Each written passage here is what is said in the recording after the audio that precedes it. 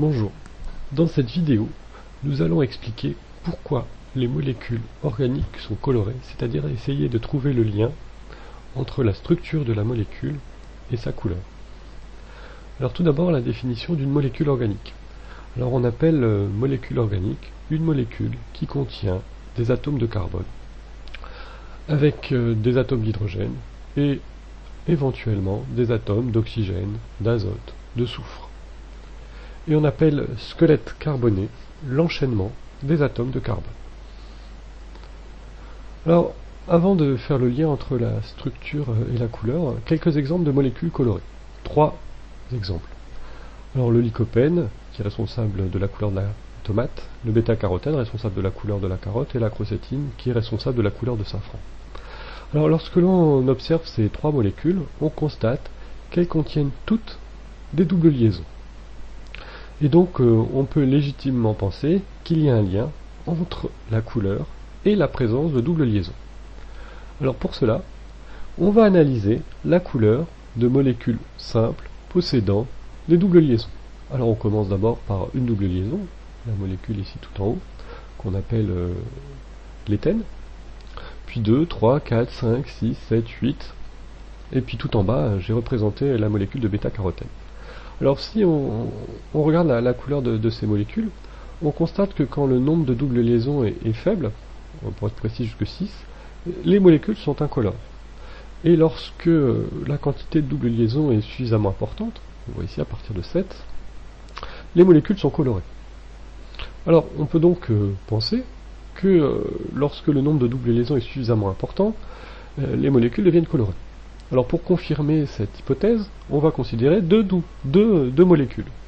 La molécule du dessus, donc avec 7 doubles liaisons, dont on a déjà parlé tout à l'heure, et une molécule avec 10 doubles liaisons.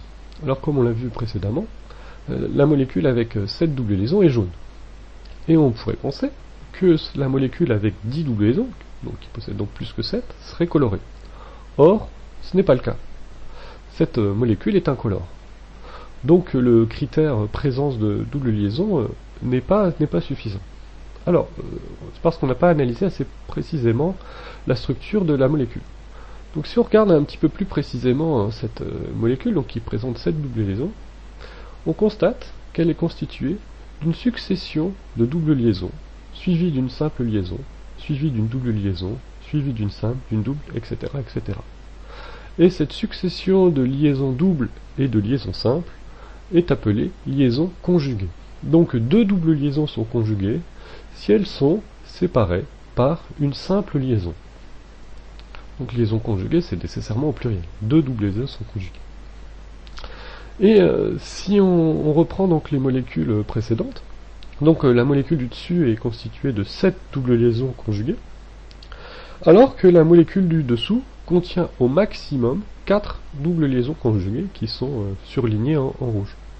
Donc présence insuffisante de doubles liaisons conjuguées incolores. Donc en conclusion, on admettra dans le cadre du cours de première qu'une molécule organique est colorée si elle possède au moins 7 doubles liaisons conjuguées. Alors encore 2 exemples, donc la crocétine dont on a parlé tout à l'heure, qui est de couleur jaune, et on constate qu'elle comporte 9 doubles liaisons conjuguées. Alors tout à l'heure on a vu des doubles liaisons CC, alors ces doubles liaisons peuvent également être des doubles liaisons CO, mais aussi des doubles liaisons NN. Ces 2 molécules comportent 9 doubles liaisons conjuguées, et elles sont donc colorées, en jaune pour celle du dessus, en rouge pour celle du dessous. Alors point important, vous n'aurez jamais à connaître la couleur, on vous demandera jamais de savoir si la couleur d'une molécule est jaune, rouge ou orange. Il faudra simplement être capable d'expliquer si elle est colorée ou non. Alors maintenant, les différents paramètres qui peuvent influer sur la couleur d'une molécule. Alors tout d'abord le pH. Donc je rappelle que le pH est un indicateur du taux d'acidité d'une espèce en solution. Plus le pH est faible, plus la solution est acide. Alors on va considérer une molécule appelée la phénylphtaléine, qui est un indicateur coloré acido-basique. Alors qu'est-ce que ça veut dire indicateur coloré acido-basique? C'est une molécule qui change de couleur en fonction du pH. Donc ce sont de ce type de molécules qui imbibent les papiers pH que vous avez utilisés au collège. Alors cette molécule est incolore quand le pH est plus petit que 8,2 et de couleur magenta quand le pH est supérieur à 10. Alors si on regarde maintenant quelle est la forme de la molécule pour ces différentes plages de pH, donc en pH inférieur à 8,2, on voit que la molécule ne comporte que 4 doubles liaisons conjuguées. On en a déjà parlé tout à l'heure. Et donc, on explique pourquoi cette molécule est incolore. Elle comporte moins de 7 doubles liaisons conjuguées. Et lorsque le pH est supérieur à 10, la molécule en fait est différente. Vous voyez que les deux molécules ici sont différentes. Et en pH supérieur à 10, la molécule comporte 11 doubles liaisons conjuguées. Donc aussi bien des doubles liaisons CC que des liaisons CO. Et vous voyez que toutes les doubles liaisons sont conjuguées. La molécule est donc colorée. Deuxième paramètre, la présence de groupes caractéristiques. Alors on va considérer cette molécule qu'on appelle l'anthraquinone et qui est de couleur jaune.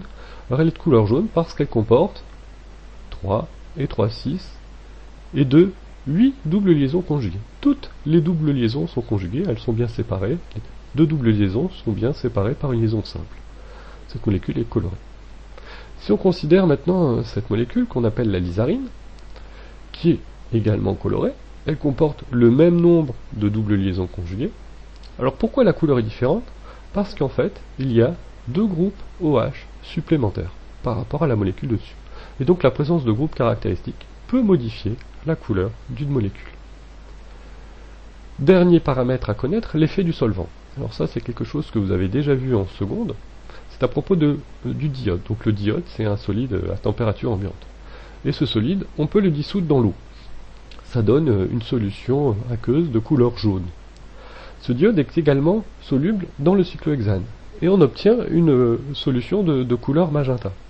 Donc le solvant peut avoir un effet sur la couleur d'une molécule. Alors cela est dû aux interactions entre le solvant et la molécule. Voilà, c'est tout pour cette vidéo.